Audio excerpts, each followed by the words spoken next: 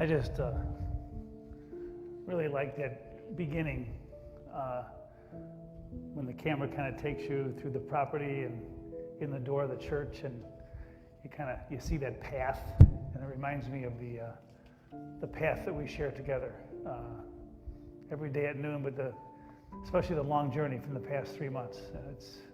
It's been a long journey, and we have a long ways to go. And we'll share that together. Do you ever wake up in the morning, or whenever you wake up, and maybe you have one person in your life that you're thinking about? Maybe it's a parent, a grandparent, a friend, but just somebody from your past. And for some reason this morning when I got up and was walking and watering the flowers, and I just kept thinking about my dad.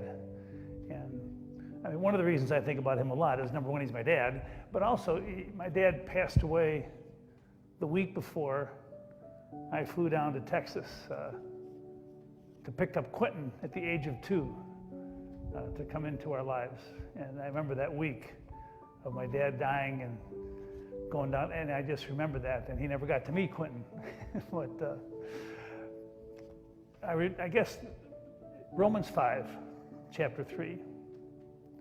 We know trouble produces endurance, and endurance produces character.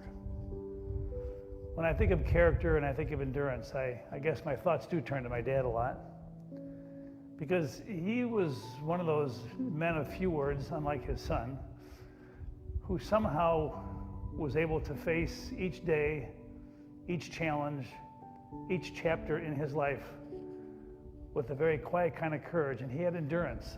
Wasn't a great athlete or anything. He just never stopped moving forward and was able to somehow take each moment, and even in his weariness, he had endurance and character. And he always dressed comfortably. I would sometimes laugh at what some of the things my dad wore. And I once asked my dad, this has nothing to do with anything, but I said, Dad, what size shoes do you wear? And he said, well, Don, I wear size 9, but 10s feel so good, I buy size 11. And I thought about that when I was trying to figure out what to wear today, because I felt like I just wanted to be comfortable because I had a lot of physical things to do. And so I opened my drawer, and there was a Heartland t-shirt. And I took it out, and it was from quite a few years ago. And I'm wearing it now underneath my vest, and it's a double XL. And I love double XL t-shirts, because someone will say, well, Don, what t-shirt size do you wear? And I said, well, I really wear a large, but extra larges feel so good. I'll wear a double XL. And so today, I just wanted to be comfortable. And Heartland brings me comfort, because that's where we met Quentin. And we went there for 20 years in a row with kids from our church, many of you. And Heartland is a place of comfort. It's a place where fragile kids are free to live, and some of them are free to die. But Heartland is a place of safety and comfort. And it always reminds me of what I want the church to be. A church where we're free to live together, and sometimes we die together. And we need endurance to face all the moments that we are called to share. And then it's ironic because I put on my Heartland t-shirt and it doesn't match my pants, and I walk in the front door of the church this morning and the phone rings and it's Ruth from Heartland. And I guess maybe we were destined to talk to each other, because even though we don't go back there anymore, we've stayed connected. And I guess that's one of the things, someone says, is there anything that scares you about the last 3 months? And I said, well, the one thing that scares me the most, I think, is that I want to make sure that we stay connected, because we're putting together the mailing for when we're coming back. And I think a lot of you already know that Sunday, June 28th is going to be our kickoff Sunday, and then July 2nd for Thursday night worship. And Debbie's putting the labels on the envelopes, and I was looking at all the names. And there's so many names on that list that I haven't seen many of you for a long time.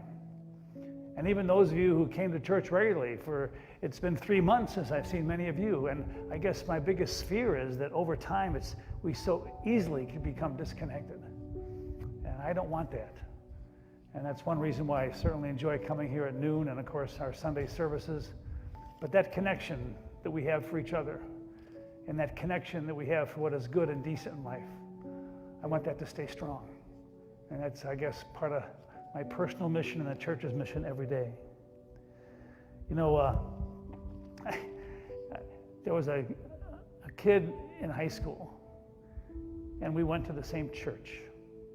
And he was going to be a minister, and so was I, and he went to a different college, and I went to a different college. He went to a different seminary, and I swear, after high school, we never ever saw each other again. And then out of the blue, he sends me an email. And he's the same age I am. We have not seen each other in 50 years. And he shares his journey, where his first church was. And even now, I guess he's a teaching professor at a school, and maybe he can teach me to preach better. But it was just so interesting that he wanted to connect. And as soon as I'm done with this, I think he has a phone number. I need to connect back. But the power of being connected, physically, spiritually, and with this whole COVID thing, we have become a little bit disconnected from some of the people that are the closest to us, and that's been hard.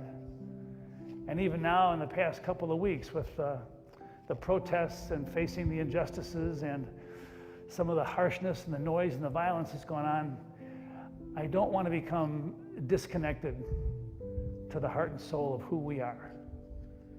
Because ultimately, we're people of peace and goodness and kindness and forgiveness. And it would be really easy to lose that connection.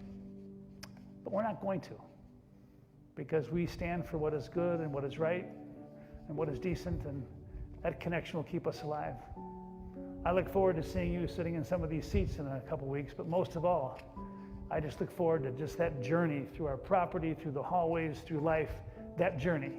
We will always be together and love each other and care about each other. God bless you. Thanks for listening to my ramblings, and I will see you at noon tomorrow.